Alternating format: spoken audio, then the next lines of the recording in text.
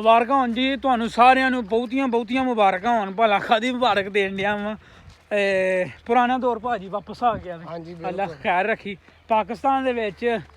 ਅੱਲਾ ਖੈਰ ਰੱਖੀ ਜਿਹੜਾ ਕਰਮੇ ਖਾਸ ਹੈ ਤੁਹਾਨੂੰ ਪਤਾ ਵੇ। ਤੇ ਹੁਣ ਤੇ ਨਾ ਤੁਹਾਨੂੰ ਲਾਈਟ ਲੱਭਣੀ ਕਰਨੀ ਹੈ। ਪੁਰਾਣਾ ਦੌਰ ਵਾਪਸ ਆ ਗਿਆ। ਨਾ ਲਾਈਟ ਹੈ, ਨਾ ਬਿਜਲੀ ਹੈ, ਨਾ ਇੰਟਰਨੈਟ ਹੈ, ਨਾ ਗੈਸ ਹੈ, ਤੇ ਨਾ ਹੀ ਪੈਟਰੋਲ ਹੈ।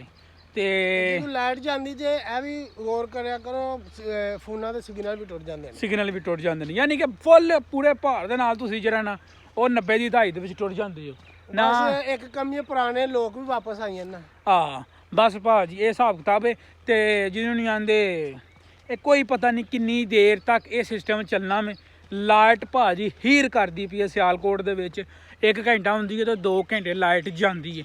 ਹੁਣ ਵੀ ਫਜਰ ਦੀ ਨਮਾਜ਼ ਪੜ੍ਹਨ ਲੱਗਿਆ ਜਦੋਂ ਉੱਠੇ ਹਾਂ ਉਦੋਂ ਲਾਈਟ ਗਈ ਸੀ, ਤੇ ਫਿਰ ਜਦੋਂ ਅਸੀਂ ਮਸਜਿਦ 'ਚੋਂ ਆਏ ਹਾਂ ਨਾ ਉਦੋਂ ਲਾਈਟ ਆਈ ਸੀ। ਤੇ ਮੈਂ ਗਰੰਟੀ ਦੇ ਨਾਲ ਕਹਿ ਸਕਣਾ ਤੇ 1 ਘੰਟੇ ਬਾਅਦ ਲਾਈਟ ਫਿਰ ਟੁਰ ਗਈ ਹੋਣੀ ਹੈ।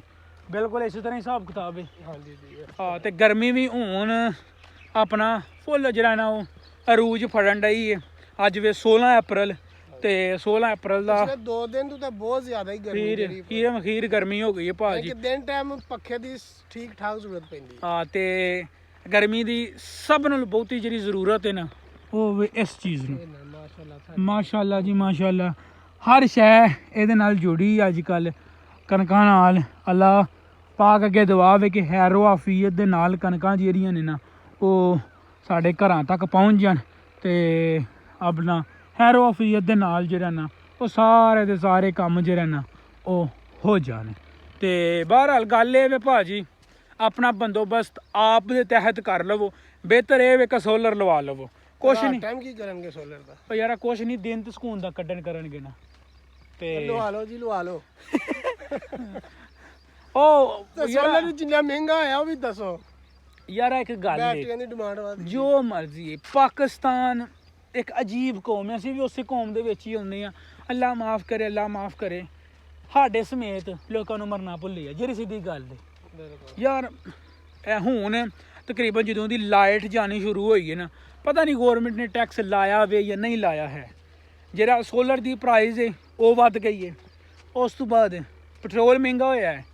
ਇੱਕ ਸਕੂਟੀ ਸੀ ਮੈਂ ਤੈਨੂੰ ਜਿਹੜੀ ਦੱਸੀ ਸੀ, ਉਹ ਕੋਈ ਓਕਲਾ ਦੀ ਵੇ ਸਕੂਟੀ, ਉਹ ਮੈਂ ਪੁੱਛੀ ਸੀ ਤਕਰੀਬਨ ਤੁਸੀਂ ਲਾ ਲਵੋ ਕਿ ਪੈਟਰੋਲ ਮਹਿੰਗਾ ਹੋਣ ਤੋਂ ਪਹਿਲਾਂ, ਜੰਗ ਲੱਗਣ ਤੋਂ ਪਹਿਲਾਂ ਪੁੱਛੀ ਸੀ।